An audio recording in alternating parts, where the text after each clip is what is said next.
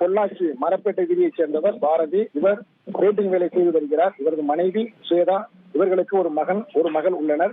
இந்நிலையில் கடந்த 4 மாதங்களுக்கு முன்பு ஏபிடி ரோடு பழனியப்பா வீதியில் உள்ள ஒரு வாடகை வீட்டில் குடியிருந்து வருகின்றனர். இன்று காலை கணவன் மனைவி இடையே தகராறு ஏற்பட்டதாக கூறப்படுகிறது. இதனால் ஆத்திரமடைந்த கணவன் பாரதி சுவேதாவை கத்தியால் சரமாரியாக கழுத்தில் குத்தியுள்ளார். இதில் படுகாயமடைந்த சுவேதா சம்பவ இடத்திலே உயிரிழந்துள்ளார்.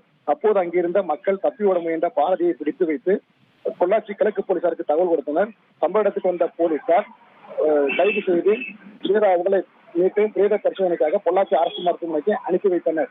இந்த சம்பவம் அப்பகுதியில் பெரும் பரபரப்பை ஏற்படுத்தியுள்ளது.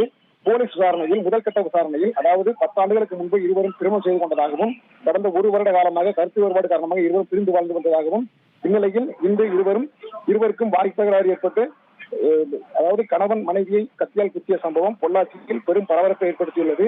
தற்போது இந்த சம்பவம் அதாவது பாரதி அவரது மனைவி சுவேதாவை கத்தியால் குத்தும் சம்பவத்தை அந்த பகுதியில் உள்ள நபர் ஒருவர் தனது செல்போனில் படம் பிடித்துள்ளார். அந்த வீடியோ தற்போது சமூக வலைதளங்கள் வைரலாகி வருகிறது. இந்த கொலை சம்பவம் பொள்ளாச்சியில் பெரும் பரபரப்பை ஏற்படுத்தியுள்ளது.